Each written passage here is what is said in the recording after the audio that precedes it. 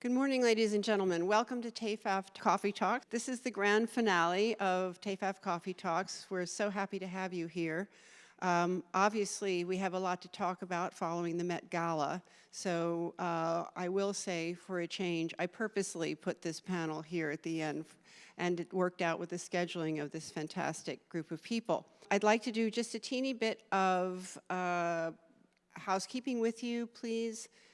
Take a look at your phone, make sure it is turned off so that we are not interrupted, because even the best of us have those moments where we think it's off and it isn't.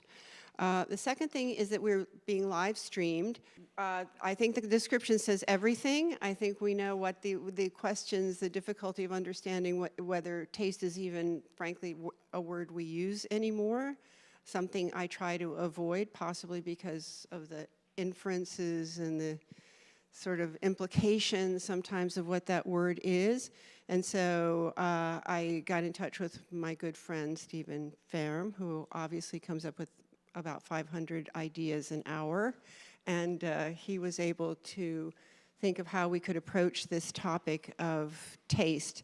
And it does, in fact, you know, it was spurred by, the idea was spurred by the Met Gala on camp. So, like, what a great moment to have this conversation, not only about costume and fashion, but art in general and other things as well, cultural things as well. So I turn it over to Stephen, who is Associate Professor of Fashion, Parsons School of Design at the New School. Thank you, Stephen. Thank you so much, Linda. And what a timely event, not only because of last night, but also at the end of the TEFAF talks. And hopefully we'll capture a lot of what was discussed throughout the past few days. So we have three panelists with us today who are from such diverse backgrounds, and they're going to contribute so much to this question of what is taste today, and what do we mean by good and bad, and is there such a thing in a world where everything and anything goes? So to my left is David BRODY. He's a professor of Art and Design Studies at Parsons, and he's also the author of two books, both published by the University of Chicago Press. The first is Visualizing American Empire, and more recently, Housekeeping by Design, Hotels and Labor. David, what a unique subject. What prompted you to write about hotels? I think in some ways we connected to the topic of this panel. To me, hotels have always been places of fantasy, places where you're able to maybe escape the confines of your own taste milieu from the day to day. And what I wanted to do in the book, and hopefully what I accomplished in the book, was this idea of thinking about who works at the hotel behind the scenes to make that experience of the fantasy of a special sense of experience and taste possible and feasible. Excellent. We're also joined by STÉPHANE HOUY-TOWNER. He is a creative consultant for the global luxury sector and performs curatorial consulting and design education to museums and other institutions. He spent 14 years at the Metropolitan Museum of Art's Costume Institute, so watching last night must have really hit home. He was also the Director of Historical and Contemporary Fashion Research, and notably curated the exhibit Rara Arvis, selection from the Iris Apfel collection. Any interesting stories working with Iris? Oh, she's loads of fun. I mean, she's very quirky, very silly. What was interesting about this exhibit basically was initially there was a void in the calendar, so we were supposed to come up with something, and then my former boss, Harold Koda, said, "Oh, I know this old lady. She has this very quirky jewelry thing. Can you do something with jewelry?" So I'm like, "Fine, I'll do it." And the more I was looking at the jewelry, and I said, "It doesn't make sense.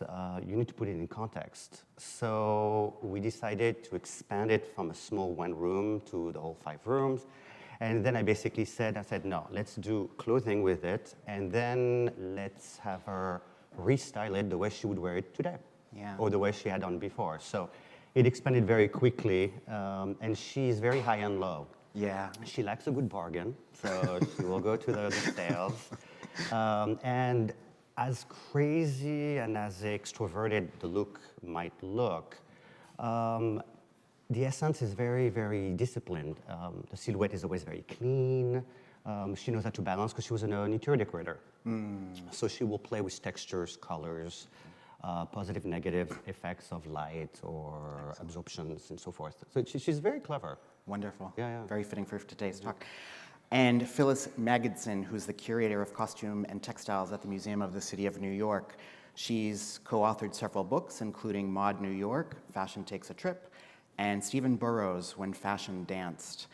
I imagine you deal with taste all the time and curating what is good and what is bad.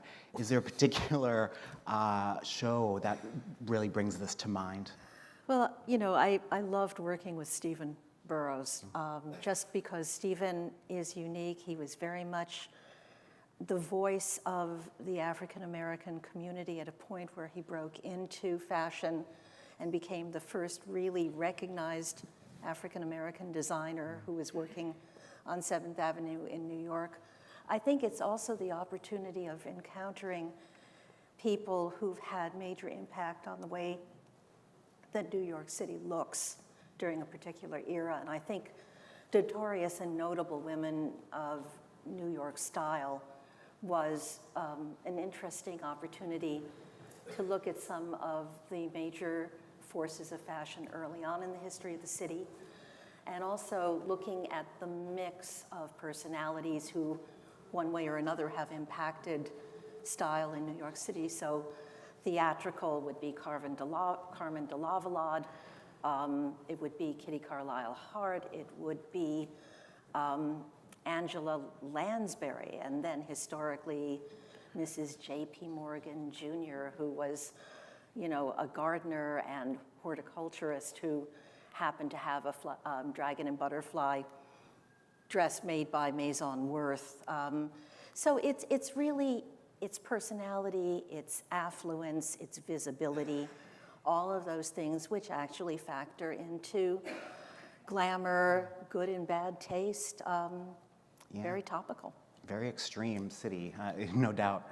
So one of the things we were talking about is just everything and anything goes. You know, are there such things as trends anymore where it's no longer this kind of arbiter of style dictating what is good, what's bad?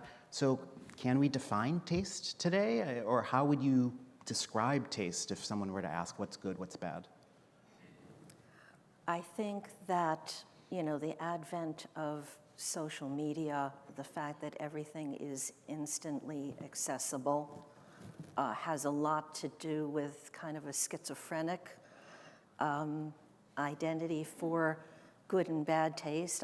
Looking at some of the images from last night's event, there were individuals who historically I've considered not to be in the best of taste, and yet they stood out as, to me, the most memorable personalities of the evening. I think that, you know, it really, it is dependent on the event. It's dependent upon those who are in attendance, who kind of create, you know, an esprit de corps, as it were, in a theatrical way, where, you know, camp obviously created a context for a lot of people to really interpret what it meant to them, you know, and sometimes it was iconoclastic, and sometimes it was simply beautiful and glamorous, you know. It really, but again, to have that privilege of looking at everything immediately afterward, and then possibly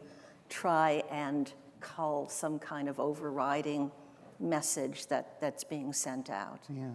And don't you also think that that taste that's put out immediately on social media, it then gets digested, right? And it gets digested by both us as just the consumer who's looking, right, on Instagram, wherever it may be, but then it's also digested and analyzed by cultural arbiters, right, who are educating us about what we should perceive as tasteful and what we should perceive as not tasteful. And when I use the term cultural arbiters, it could be, you know, my bizarre friend Ian from college who lives in Los Angeles and has something to say about everyone's idea about taste, even though, trust me, no one in this room has any idea who this guy Ian is, but he would like you all to know who he is. But it also could be ideas on HOUY, you know, from various editorial outlets making comments. And I think that the educational piece about how it is that we're trained, if you will, via social media to perceive certain looks, certain objects, certain things as tasteful and others as outside of the realm of good taste. I think that really came true, seeing how quickly everything evolved off of the red carpet last night. Absolutely. Stéphane? Well, I think taste historically, you have to look at two things, time and geography. So, for example, each European court had their own taste at a specific moment. 18th century, when you had like the mouche, you know, the little ducks, maybe for 5 minutes, there was like a little language that would migrate and change. So it was never the same, or with a fan and so forth. So there's a lot of different things.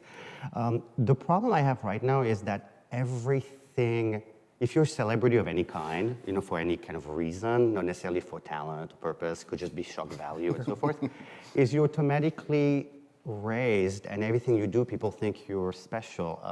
Like the influencers. I would say 99.999% of influencers will not be remembered in 5 weeks. They're gone, it's out. Because they have nothing to say. They're young, pretty things who have agents. They are paid to say certain things. Is there something original about them? No. The one who have actually a point of view and so forth might stick around a little longer. For example, if you see some celebrities that everyone made fun of for the longest time, but we know they lasted because they were either talented or intelligent. Pamela Anderson, mildly talented as an actress, but she's still around now. She's in France, she was on Dancing with the Stars, and she's around. She has survived, so obviously she's done something right. Do you think half of the people we saw yesterday on the red carpet will be around in 5 years? I'm not sure yet. I don't know. Like, time will tell. So how does someone reach that status of, even if it's for a glimmer of a moment, the idea that a public would suddenly say, we're going to listen to you and, you know, what you determine to be taste? There's one thing. Do you remember when Paris Hilton came out? Like, I didn't realize she was so young, because then once I saw a headline, like, she turned 18. I'm like, really? Like, I thought she was already like 18. So she was going out, and when she was 15, which I would never allow my kid to go out of the house. Like, wouldn't have happen. But who knows who, most kids have no idea who Paris Hilton is. And she's the one who kind of opened the gates for all of the others. Kim Kardashian was made possible by Paris Hilton. Now we know who Kim Kardashian is, and she's not 20 years old anymore. Yeah. So she's, like, how long is that gravy boat gonna be moving? I don't know. I think there's a lot of gravy in the Oh, there's a lot of gravy. Not going to be good, but I mean, it's just the thing is because we love the shock value is very fun. Like something when the Ozzy Osbourne family had that MTV show, they were hysterical because they would say so many bad words and stuff, and you're like, really? Like, but now we're like, yeah, next, okay? So like, but they're still funny.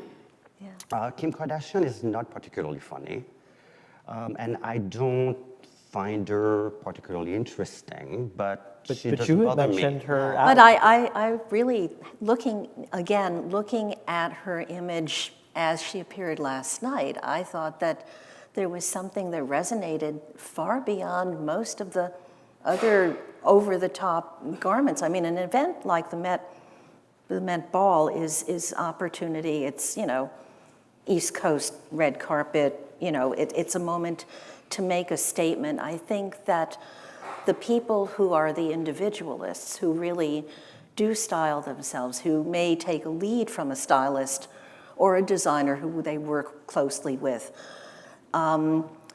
they are the ones who really have an impact, because it's not like, look like me, be like me. It's like, there's something about me that's different, that's memorable. And I think that, Steve, when we were talking earlier, we were talking about the fact that the trends now are toward lack of ownership, of coming up with garments that you wear maybe one time that may suit an occasion, but you don't keep. You rent them, you buy them and flip them. You don't make a commitment to style, which historically is an enduring quality. And you think of the style of the Duchess of Windsor or the style of Mrs. Freeland, where the clothing varied on an ongoing basis, and it evolved from year to year and from designer to designer, but there was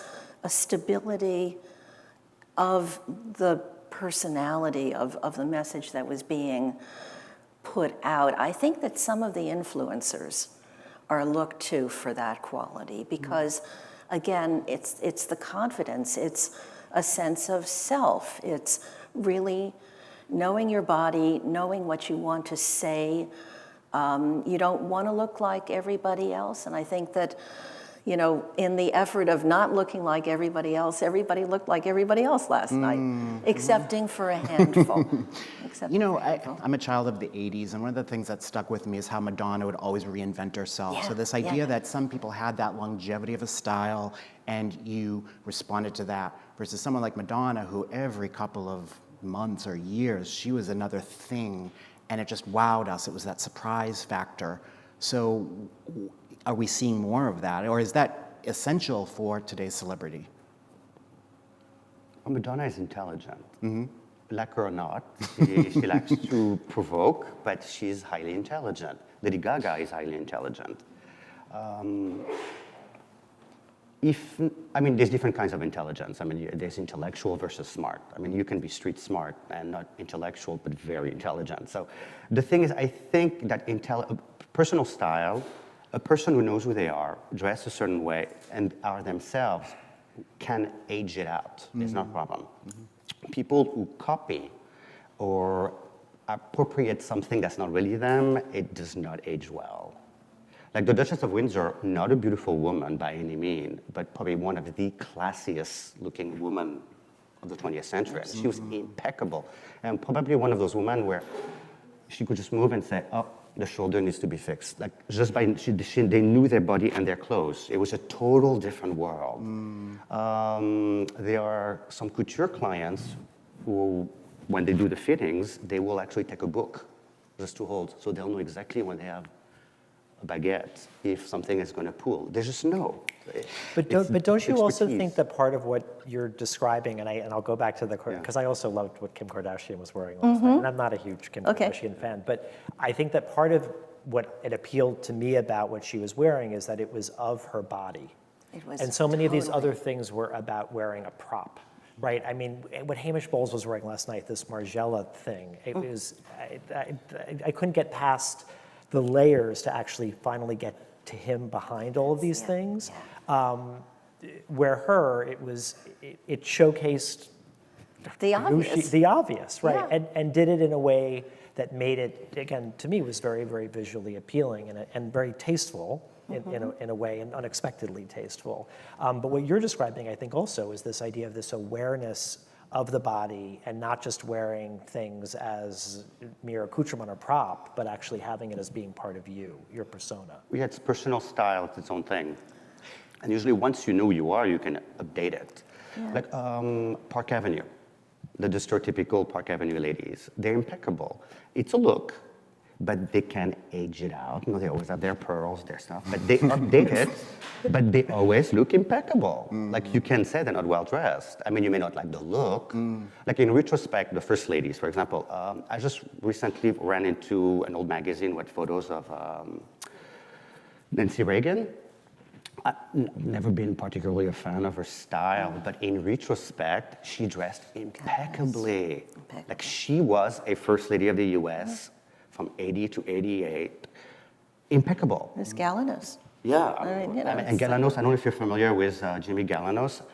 The dresses inside out are the same. It's that well finished. I mean, it's impeccable. But she was really great. She looked really good. And she knew her spot. I mean, she was also old Hollywood royalty, so it's a different thing. But she dressed the part, but she had her style, and she knew how to change it, evolve it.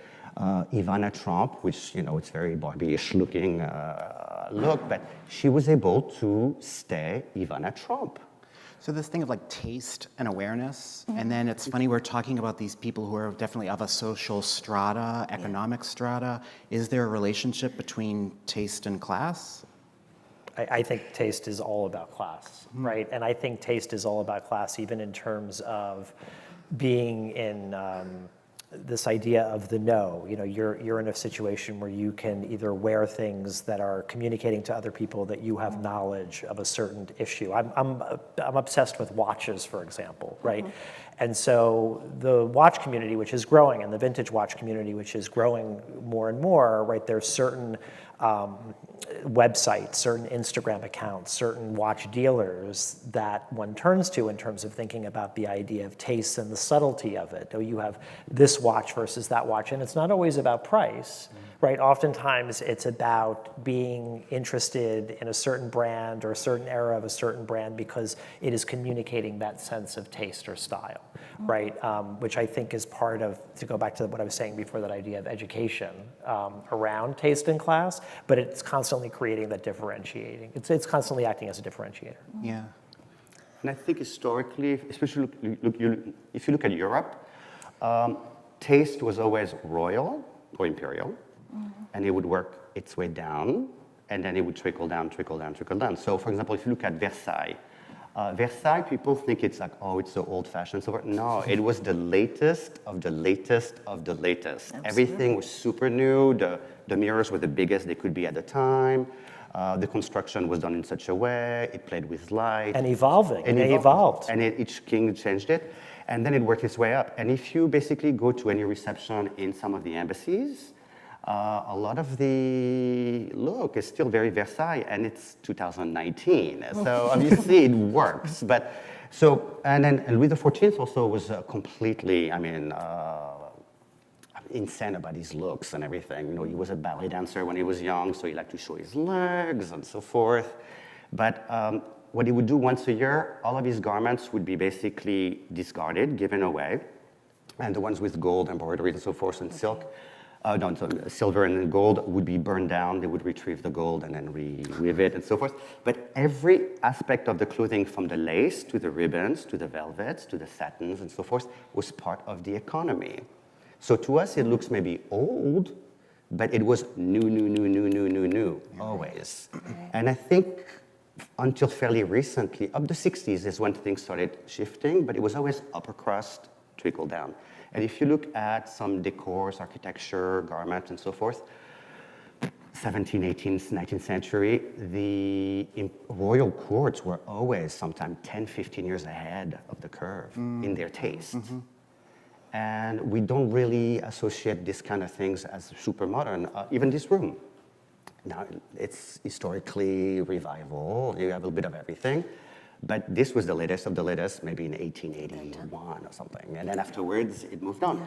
So we need to be aware of the context of the period and also, again, the geography. Where are we, what do we do? Phyllis, your exhibit on mod, why did it happen in the 60s? Was that the moment when it went bottom up? It started out with the best case scenario as far as having a glamour icon move into a position of extraordinary visibility with Jacqueline Kennedy. She absolutely, she was the living incarnation of simplicity, perfection, total knowledge of self, no tricks, no gimmicks, no nothing. She had a few people who initially worked with her to just quickly refine a few things that were not quite right. Kenneth Vattel, who was the person who really created her hair look, he initially responded to the fact when she was still the wife of the junior senator from Massachusetts, she had very curly hair. It was short. It was kind of the Italian short kind of thing, and he didn't like it. Kenneth is into clean, simple line, and he initially went down to Canal Street, and he bought some lucite tubing, and he cut and he made rollers, but big diameter rollers.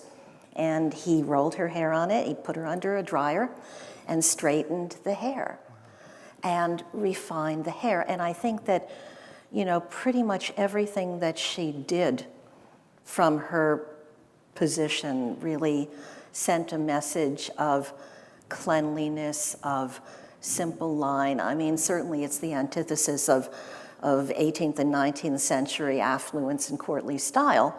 But interestingly, I'm seeing a similar trend now with the whole contemporary movement in design toward modular capsule dressing designers like Eileen Fisher, like where, you know, they're not inexpensive clothes, but they're as simple and basic as they can possibly be.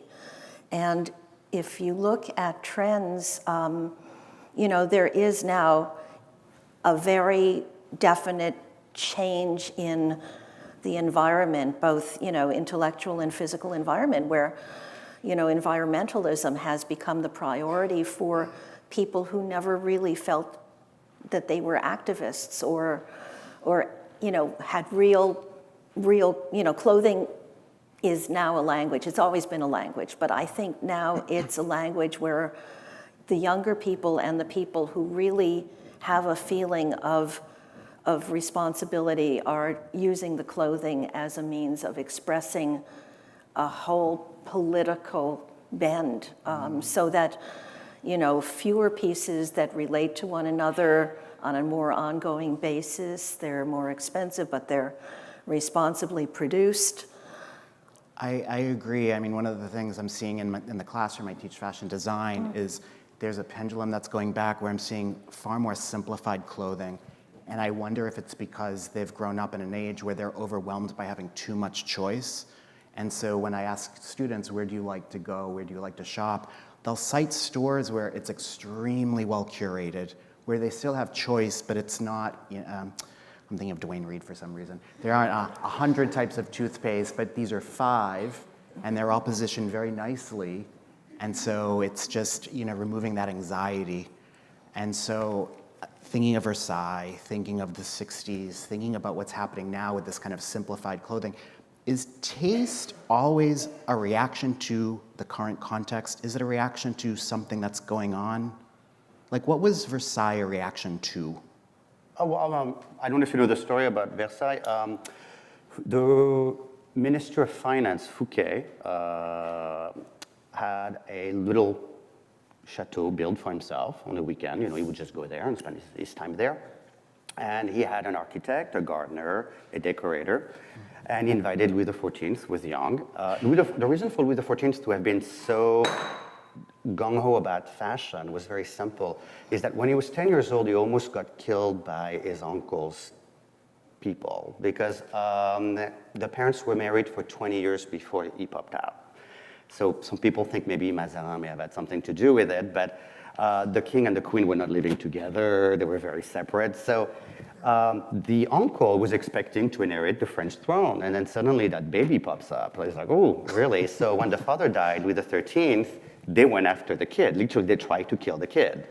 So the mother escaped, they did a thing. So he made a point when he built Versailles. For example, he went to Vaux-le-Vicomte, which was the chateau that Fouquet had, and he was like, this is just too nice. So he put Fouquet in jail, took his architect, his gardener, his decorator, and said, you're going to redo my father's hunting lodge. So they popped it out, and then just built Versailles. That was it. Huh?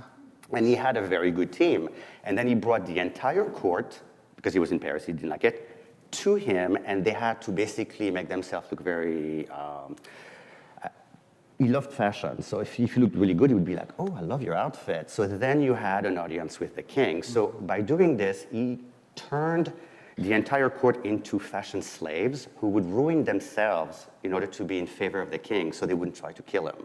So there was a political agenda behind it. And it's actually, I'm simplifying it and making it a little silly, but it was really very, very conscious. That's a reaction to something. Yeah. No, but he literally almost lost his life at 10. So he was just like, no more Paris, and those people will be in my hand, and I can squeeze.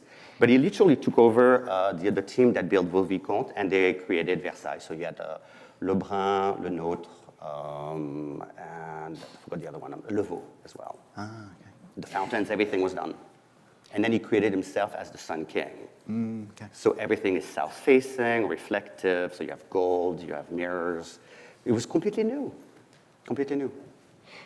David, I would think hotels would be similar in that people, we were talking earlier, they go to this place to escape. So if something is perhaps too normative, they have to go somewhere that's suddenly very different. And so how's the thinking behind hotel development, let's say in the past decade or so? How has that changed? I think in terms of questions of taste, I think a lot of it has developed along the lines of what you were just talking about in terms of a move to simplicity, but it's simplicity, I'm thinking also of the luxury market specifically, but simplicity that also offers experiences. So it's not necessarily, the decor, I'm thinking about a hotel brand like Amman, right? Beautiful hotels, oftentimes designed by famous architects, but everything is very simple and spare. There's never a television in the room, right? So my father could never stay there, for example, but it's what appeals to a lot of people because it has all those distractions are removed. And what happens in terms of these questions of taste is that there's different levels of experiences that you're offered, right? And so that elevates the guest while staying there to be able to take things to the next level of, you know, I'm not just a guest in this hotel in the city, I also now have access to these local cultural things which nobody else, no other quote unquote tourist would have. You know, I'm now experiencing service in a way which is far and above what the Ritz-Carlton and the Four Seasons can achieve because the Amman has so many people attending, so few guests in these locations. And of course, this all comes with an enormous price, which brings us back to questions of class and taste as well. But I think that's a lot of where the luxury end of the hotel market is moving. More about experience, less about excessive interiors, right, where there's prop after prop after prop layered with decor. That seems to be on the way out. Interesting.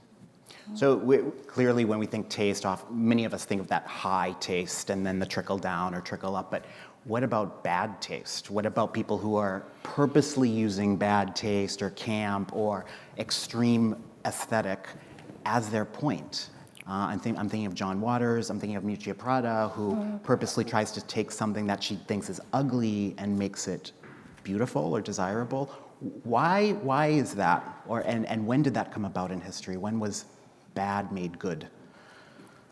Oh, goodness. I think that, you know, that really is a test of creativity. I think a lot of people jump in at the challenge of, you know, looking at what society is cringing at and say, okay, I'll fix you. Yeah. You know, and I think that having recently just watched a little bit again of Pink Flamingos. So good. It's like, what? You know, and you know, you look at this and you think that everything in there is for shock value.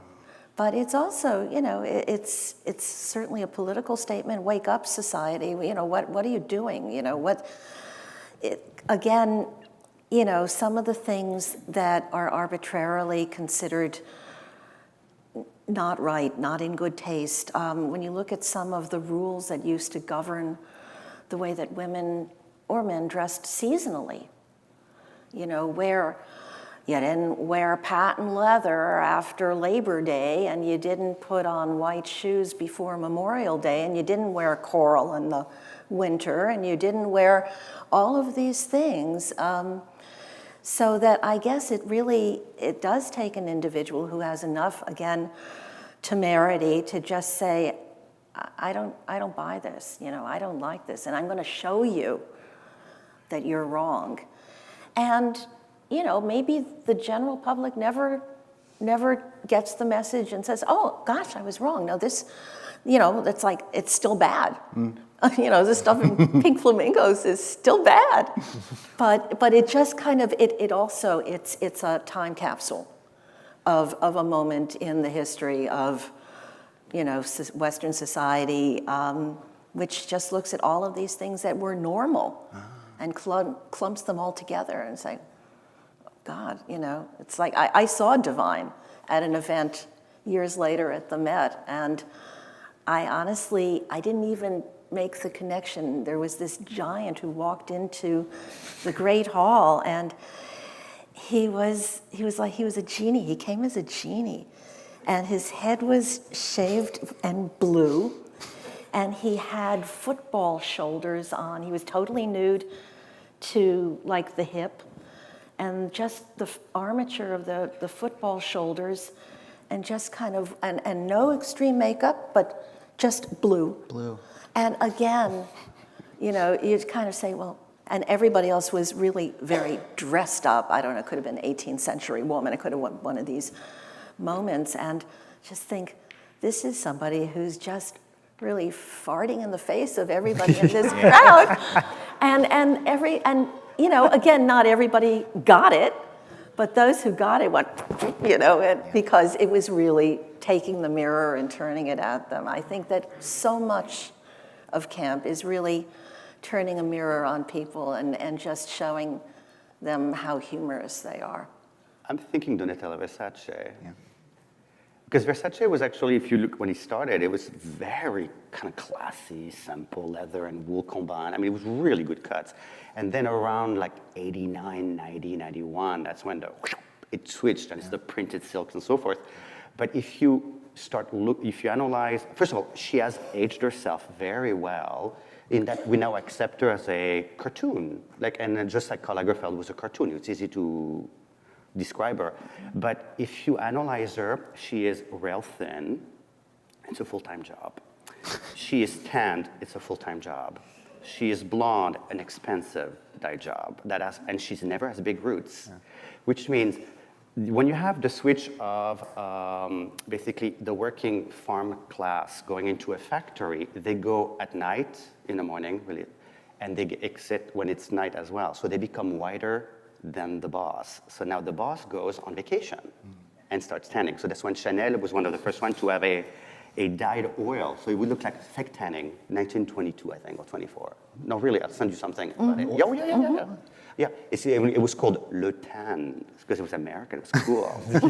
So, no, she did this, very good. So Donatella Versace, for example, we know she's had work done and so forth, but her hair is incredibly expensive to maintain.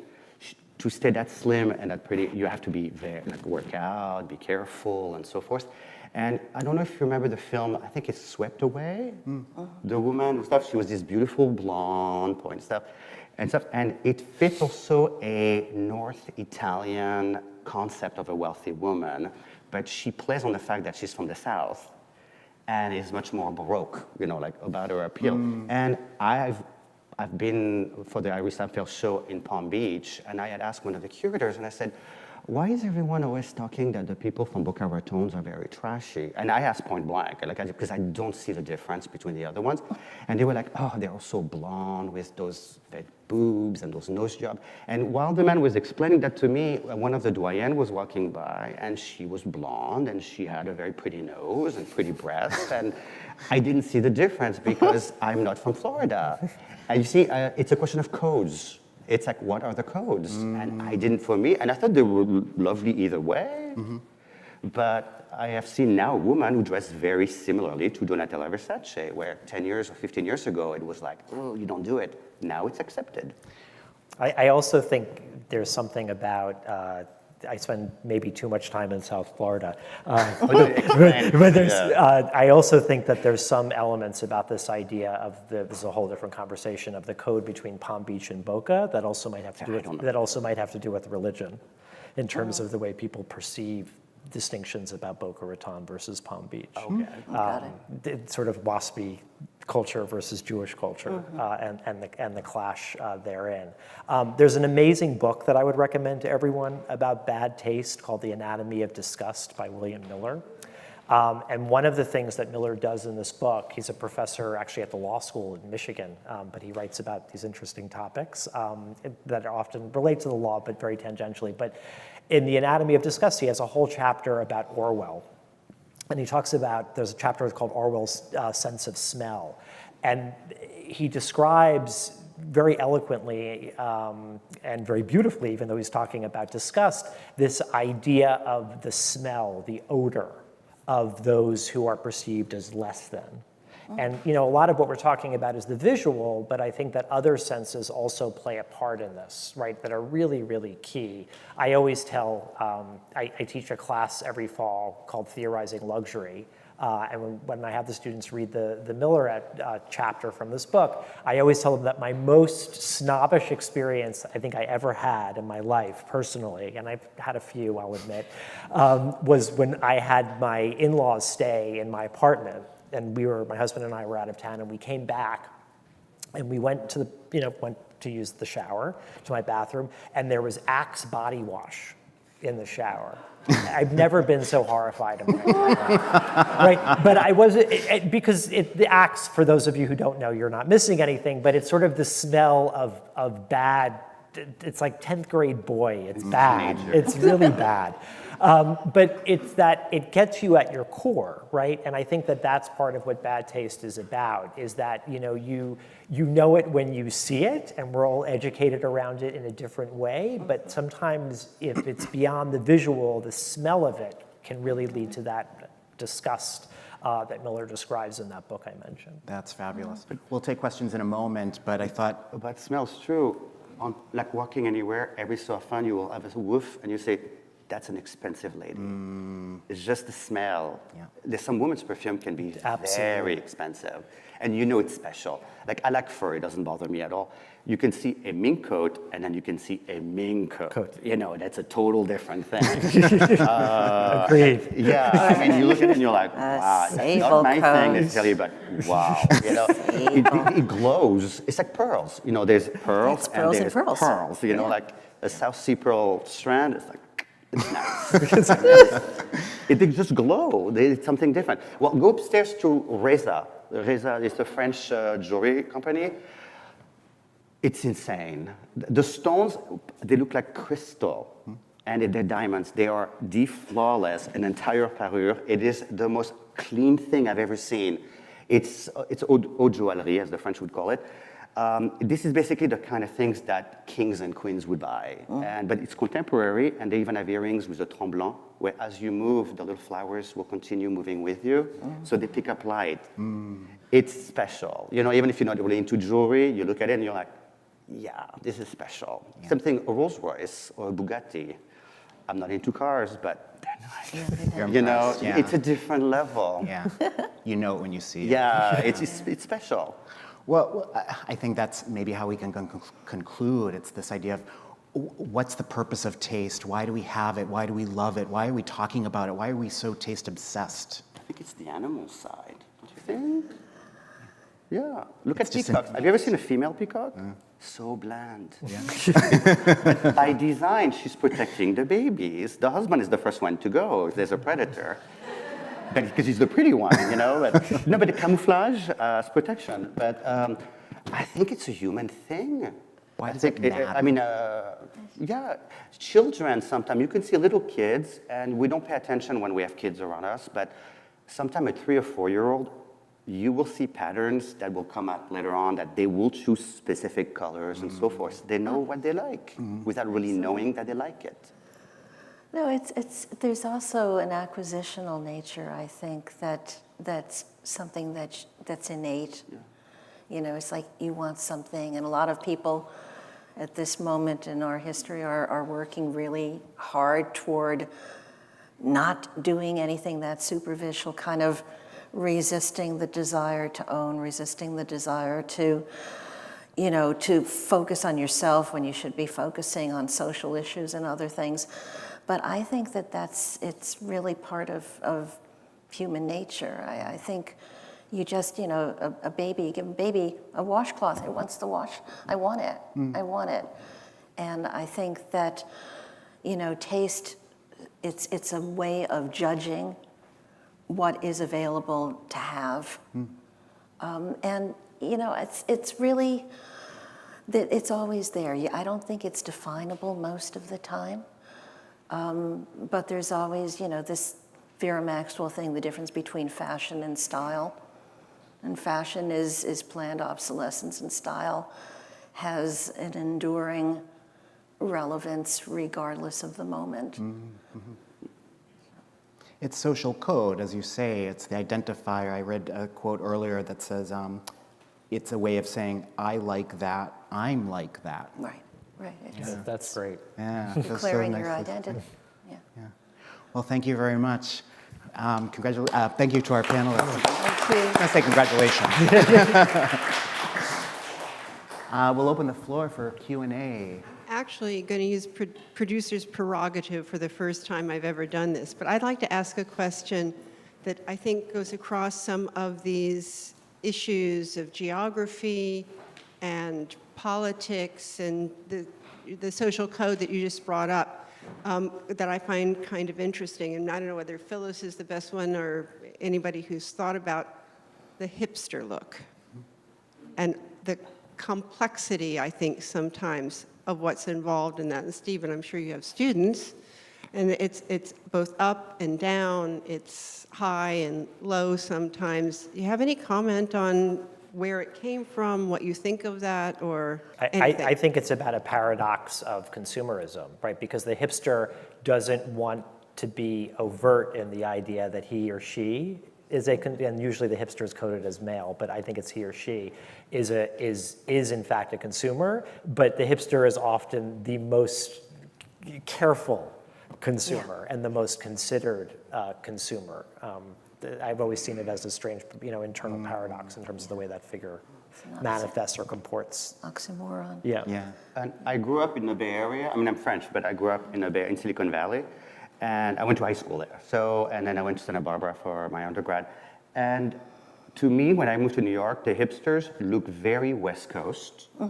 Because it was like, it was post-grunge. Grunge had a very specific, more punk bite, but it was very common for everybody to go in their dad's or mom's closets and borrow things. Now I think the hipsters themselves have aged out. Like, they don't exist anymore because they're too old, but they've splintered. And I don't know what the new groups will be named. But if you see them, there's a very much of, I would call it a Sears catalog, 1972 to 76, 8-year-old clothes for the boys. And I'm not kidding. If you go and find some, you're like, really? It's true. They're very similar. Yeah. So it's an Americana look. It has aged from a West Coast kind of grungy thrift shop into a much more codified Americana kids look for the boys. I thought it was also very anti-urban, these like lumberjack shirts, the lumberjack beard. It was very much maybe anti-capitalist, anti-urban, anti-yuppie, anti-that. But most of them were rich boys and girls. Wasn't it Dolly Parton who always says it costs a lot of money to look this cheap? I'm saying she's very funny. No, I mean, she said it once because she makes fun of it. She's actually really camp on purpose because she created a persona. But she is herself and obviously highly intelligent, knows what she's doing, and a good sense of humor. It's like it takes a lot of time to look that carefree. Yeah. But a lot of during Fashion Week, you can see the models. I mean, they're just so gorgeous, male and female. They're so pretty. But they always have, the girls have the ponytail and stuff. And the boys sometimes, they just roll out of bed because they're going to be late. No. The hair with the pomade. It's just the look. And then when you have that bone structure, like when you were blessed by the gods, I'm like, have fun with it. I mean, it's a different story, but it's controlled. Why don't we take some questions now? The English garden. It's like the English garden. Oh, I'm sorry. I have, covered collections years ago in the 80s, 70s in Paris. And in the last few years, I've been going to Hong Kong to visit family. And I've been at Art Basel and and out in restaurants. How can you explain the explosion of fashion? Every single woman is dressed, they don't care about their body looking thin. It is as if they were in Barney's and Bergdorf's, and every one of them picked their own outfit. And where does this taste come from? Most of these young people made the money very recently. They were born in small towns in Japan or Western China, and it's just an explosion. You can barely, if you love fashion, you can barely look at the art. Could you explain that? Because I think to me, they all look like they have good taste. The hair is perfect, the makeup's perfect, but it's all individual. I actually know Kevin Kwan, who did Crazy Rich Asians. Crazy Rich Asians. The next book that's going to be turned into a film is Crazy Chinese. Crazy Rich Chinese, sorry, yeah, that's what it is. And he went to do some research a few years ago, and the new money in China and so forth. At first, what I find fascinating with China, to me, it's very similar to France under Napoleon III with the Industrial Revolution. You know, where everything, Paris as we know it is pretty new. Like it was redesigned in 1860s, you know, like it's not, no, it's not me. So the thing is, the Chinese, they learn quickly. So at first, there might be consumers who look what the magazines tell them to do, and they really quickly realize, that works for me, that doesn't work, doesn't work. And some of them, when they dress well, they're so beautiful, like really, really lovely looks. And also because they are Asian and not Europeans, they have different, maybe different hang-ups or lack of hang-ups. So they will wear certain things that we wouldn't do ourselves, but it works very well. And if you look, for example, at Japanese porcelain with all the different patterns, it's part of the DNA. They can mix things. Kimonos, it's layers and layers of different patterns and colors. So it all depends on the cultural elements and their codes, and they update it. And this near obsession with design today. I mean, I think it was always there. yeah. In the 1950s, it was all certainly. about design. No, it's- What do you think? Yeah. Yeah. I think that, you know, very often, you know, when we see, you know, extravagance coming from, you know, from the East now, you know, it's kind of coming out of, you know, it's coming out of the shell and encountering all of these cultural influences from the West that they really didn't have an awareness of. And I think initially you want to do everything at once. And I think that, you know, we kind of societally have rejected dressing up, excepting for very specific events. It's not part of our daily activity any longer. Even, you know, going to the Met Opera, that used to be an occasion. You used to dress up. And I think that the moment that I was aware of the fact that people were showing up for New Year's Eve in jeans at the Met, I knew that something had changed. But I think that there is this enthusiasm and frenzy about newness of a culture, you know, waking up, having the money to do it, and just pulling out individuals who, from your perspective, stand out. And very often they're historical figures who just resonate with you. I was reading an article before today's talk, and when the Taliban fell, apparently all of the barbers had these lines that were like 50 men deep, and it was this idea of getting trimmed to remove the past. So this idea of like adopting a new style to just really like, if it was a negative experience. Bobbing your hair in 1914, all of these women, you know, you look at the photos of the hair trailing on the floor and hairbrushes and false hair, and all of a sudden, either Irene Castle or Gabrielle, depending on whose school of thought you're going with, but they both cut their hair in 1914, and that was enough to, you know, and it never changed again. Wow. You know, hadn't happened before. Other questions? Yes, I just want to mention in passing, since you brought up peacocks, that there's a book by Yale professor Richard Prum that was just published on birds' appreciation of beauty in other birds, and it's gotten reviews in the Times and all. My question is this. There are two things that, ideas that you have mentioned that stand out. One is impact, and the other is discipline. And I'm curious to hear your discussion of how impact evolves, chosen, and it evolves into discipline, which requires choice, comparison, and making something acceptable from impact. You see what I'm saying? Fashion-wise? Or Well, style? fashion-wise, and of course, I'm interested in the fine arts, but fashion-wise, why is something adopted and becomes it becomes a subject that discipline can be applied I'll to? use an Hollywood persona for this. Marlene Dietrich. She was chic, like super chic, knew how she worked in front of a camera, knew how she had to be off camera, and so forth. And she invented her name, you know, her name was Maria Magdalena, I think. So she became Malena. But she was able to evolve with the time. And then when she thought she was no longer it, she disappeared. Stayed in Paris, and that was it. They don't have.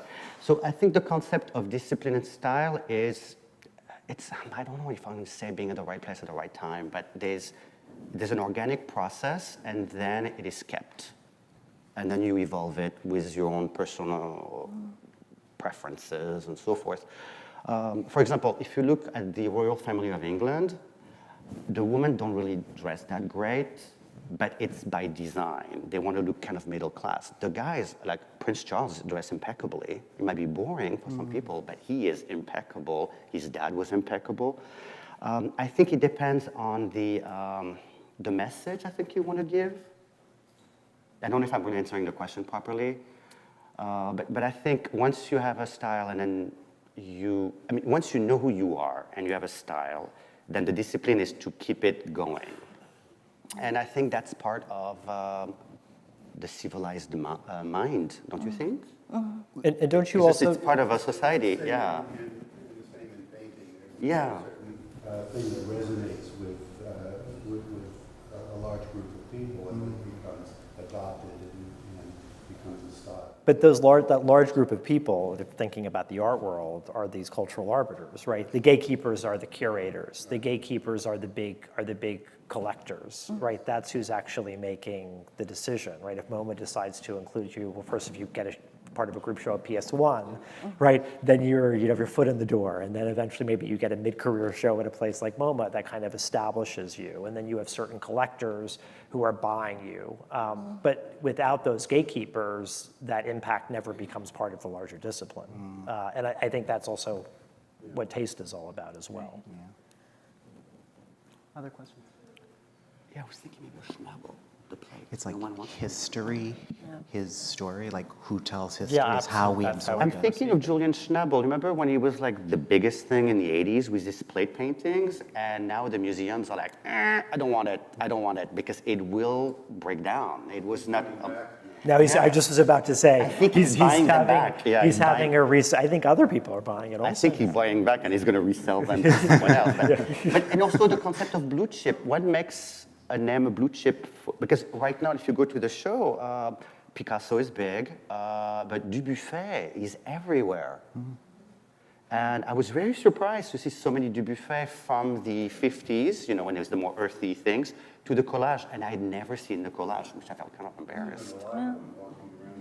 Yeah, I did see it. But the thing is, like, there's about 4 or 5 artists that every vendor more or less has. So I guess they're blue chip at the moment. Great. I'm sorry.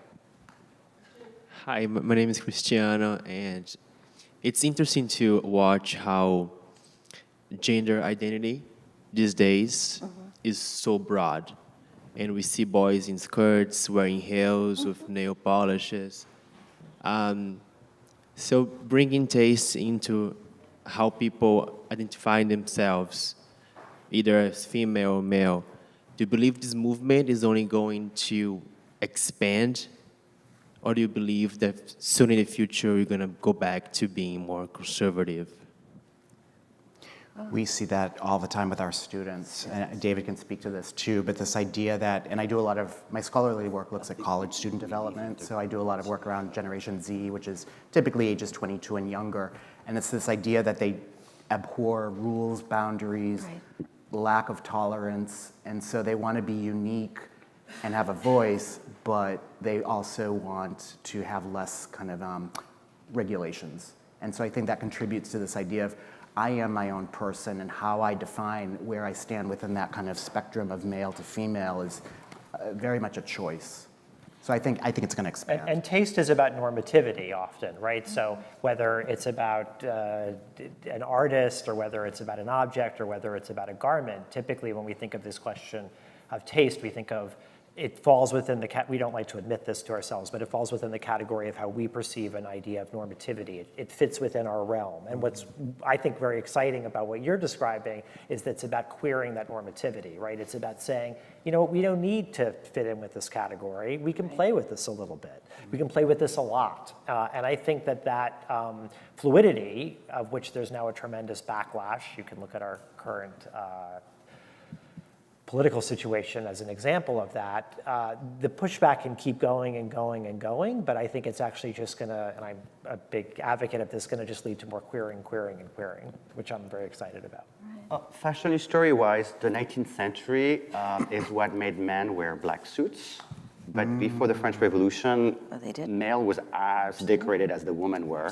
But I think now, the pendulum is going back. It's starting to, the men are starting to, even in the 20s, a lot of men had silk shirts. It was very customary. And then for some odd reason, after World War II, everything went back to normal. I think now it's going to be much more about luxe and things which are pretty and so forth. More peacocks. Yeah, I guess so. Well, yeah, in the 1960s, if you look at the Gucci, there's a lot of a late 60s element that he always puts in. And the Gucci ad campaigns are very interesting because most of the looks have always 3 historical components. You can always match 3 different time periods or concepts. Interesting, yeah. Which I don't like the look, but it is very interesting. And I think right now people are doing their thing. Well, that's great. That's a nice conclusion to our panel. I do. Just final on this, having working toward a look at the future of New York's garment industry, which is a project I'm hoping will come to fruition as an exhibition. But you know, this whole fluidity of gender and non-binary and all of these things. And you know, I went down to FIT's undergraduate senior show last week and a half ago, and the mixing, I think we've just begun to see the possibilities of being without gender definition in dress.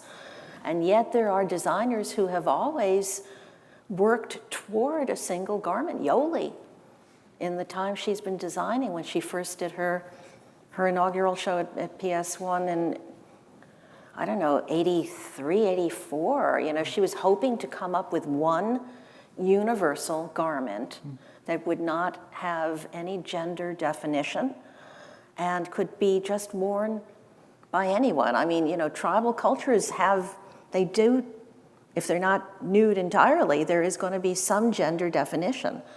And I think that, you know, working towards something that's really rejecting all prior parameters of clothing design, it's very exciting. We're discarding seasonal dress, we're discarding a lot of things that had been with us for a very long period of time, and it is exciting, it's invigorating. Well, thank you again to our panelists, Phyllis Magidson of the Museum of New York, STÉPHANE HOUY-TOWNER, fashion consultant, and David BRODY, professor of art and design studies at Parsons. Thank you. Thank you, guys. Thank you all very much. Thanks to our great panel. Thanks to the great questions. I would have to add one thing that came up in a panel in a very different context last fall on museum charging, which doesn't seem relevant to this at all. But the great Kaywin Feldman, who was then the director of the Minneapolis Institute of Art and now the first woman director of the National Gallery of Art, said, as they were talking about culture and how to pay for culture, and the head of the president of the Met Museum was here, and she said, I just have to say, at the end of this, I think we'd be having a very different conversation if it were downtown with people in their 20s. I would say if we were uptown, where I live in Harlem, I would be very interested to think about how this conversation might be influenced or changed by being not on Park Avenue and in the middle of Manhattan. Anyway, just a thought. Thank you so much for being here, and hope I see you in the fall. Thank you. Bye-bye. Thank you.